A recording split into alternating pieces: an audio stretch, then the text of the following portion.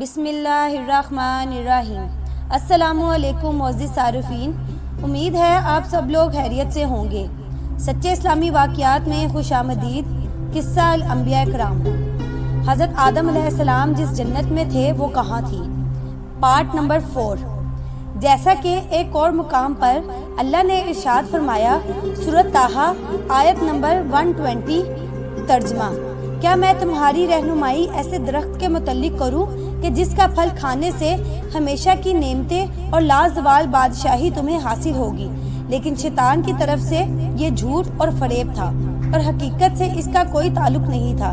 یہ جو شیطان نے شجرۃ الخلد کہا، ہمیشگی کا درخت ممکن ہے کہ اس کا وجود بھی ہو، کیونکہ امام احمد بن حنبل رحمۃ اللہ نے ایک حدیث سے اس کے متعلق ذکر کی ہے کہ رسول اللہ صلی اللہ علیہ وآلہ وسلم نے فرمایا، جنت میں ایک ایسا درخت ہے کہ جس کے سائے میں ایک سوار 100 سال تک چلتا رہے تو بھی اس کا سایہ ختم نہ ہوگا۔ نمبر 1۔ اور یہ روایت غندر اور حجاج نے شعبہ کے واسطے سے نقل کی ہے، اور ابو داؤد طیالسی نے بھی شعبہ سے یہ روایت نقل کی ہے، اور اس میں یہ الفاظ ہیں کہ غندر فرماتے ہیں کہ میں نے شعبہ سے کہا کہ یہ اتنا بڑا درخت ہمیشگی کا درخت ہے، تو انہوں نے کہا کہ یہ الفاظ صرف امام احمد بن حنبل رحمۃ اللہ علیہ لائے ہیں اور کسی نے بیان نہیں کیے۔ اور اللہ تعالیٰ کا فرمان سورۃ الاعراف آیت نمبر 22، ترجمہ: غرض مردود نے دھوکہ دے کر ان کو معصیت کی طرف کھینچ ہی لیا۔ جب انہوں نے اس درخت کے پھل کو کھا لیا تو ان کے 70 کی چیزیں کھل گئیں، اور وہ بہشت کے درختوں کے پتے توڑ کر اپنے اوپر چپکانے اور 70 چھپانے لگے۔ اسی طرح دوسرے مقام پر اللہ تعالیٰ نے فرمایا، سورۃ طٰہٰ آیت نمبر 121، ترجمہ: تو دونوں نے اس درخت کا پھل کھا لیا تو ان پر ان کی شرمگاہیں ظاہر ہو گئی، اور وہ اپنے بدنوں پر بہشت کے پتے چپکانے لگے۔ حضرت آدم علیہ السلام سے پہلے ہی حضرت حوا نے اس درخت کا پھل کھایا تھا، اور انہوں نے حضرت آدم علیہ السلام کو اس کام پر اکسایا تھا، جیسے درج ذیل حدیث سے مفہوم ہوتا ہے۔ اگر بنو اسرائیل نہ ہوتے تو گوشت کبھی خراب اور بدبودار نہ ہوتا، اور اگر ہوا نہ ہوتی تو کوئی عورت اپنے خامند کی خیانت نہ کرتی۔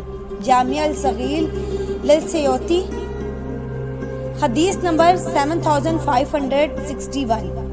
اور فرمایا ہے، یہ روایت احمد دار قطنی، بخاری اور مسلم سب نے ابو ہریرہ رضی اللہ تعالیٰ عنہ سے روایت کی ہے، اور اس کو صحیح کہا ہے۔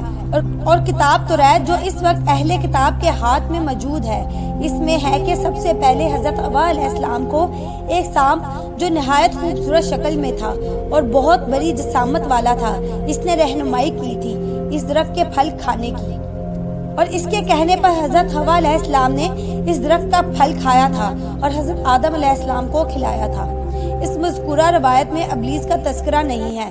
اس وقت ان کی آنکھیں کھلی اور پتہ چلا کہ وہ تو ننگے ہیں، بس انہوں نے انجیر کے پتوں سے اپنی شرمگاہوں کو ڈھانکا، اور اس روایت میں یہ بھی ہے کہ وہ ننگے تھے۔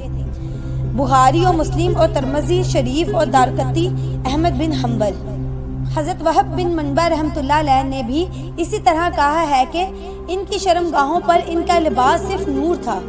موجودہ توریت کی یہ روایت تحریف شدہ ہے، کیونکہ قرآن مجید جو پہلے والی کتاب کا نگران اور ان کی تصدیق کرنے والا، وہ یہ بتلا رہا ہے کہ آدم و حوا علیہ السلام پر لباس موجود تھا۔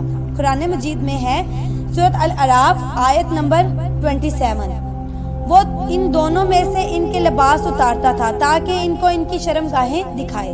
قرآن مجید کے ان الفاظ سے توریت کی مذکورہ بات کا رد ہوتا ہے، واللہ اعلم۔ حضرت ابی بن کعب نے رسول اللہ صلی اللہ علیہ وآلہ وسلم سے بیان کیا کہ آپ صلی اللہ علیہ وآلہ وسلم نے فرمایا، اللہ تعالیٰ نے آدم علیہ السلام کو پیدا کیا، وہ لمبے قد والے تھے، گھنے بالوں والے تھے، گویا کہ وہ کھجور کا لمبا درخت ہے۔ جب انہوں نے ممنوع درخت کا پھل کھا لیا تو ان کا لباس ان سے اتر گیا۔ سب سے پہلے ان کی شرمگاہ ان کے لیے ظاہر ہوئی۔ جب ان کی نظر اپنی شرمگاہ پر پڑی تو وہ جنت میں بھاگنے لگے۔ ایک درخت نے ان کو پکڑ کر کھینچ لیا۔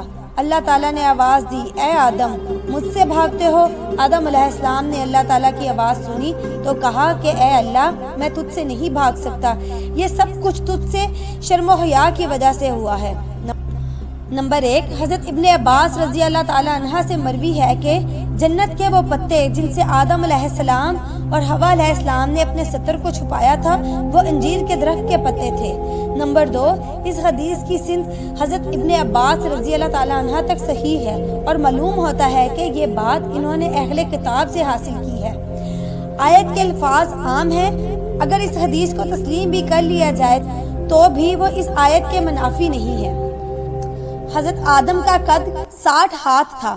हाफिज इब्न असाकिर रहमतुल्लाह ने बसंत अबी बिन काब रज़ी अल्लाह ताला अन्हा से रवायत नकल की है कि जनाब रसूल अल्लाह सल्लल्लाहु अलैहि वसल्लम ने फरमाया, तुम्हारा बाप आदम खजूर के लंबे दरख्त की तरह 60 हाथ लंबा, बहुत ज़्यादा बालों वाला और अपने सतर को छुपाने वाला था। और जब जन्नत में गलती का मर्तकब हुआ तो इसकी शर्मगाह जाहिर हो गई, तो वो जन्नत से निकले एक दरख्त आपके सामने आया और आपकी पेशानी के बाल पकड़ लिए और अल्लाह ताला ने आदम को पुकारा कि ए आदम अलैहिस्सलाम, मुझसे भाग रहे हो? हज़रत आदम अलैहिस्सलाम ने जवाब में अर्ज़ किया, ए अल्लाह, ये सब कुछ तेरे से शर्म व हया की वजह से हुआ।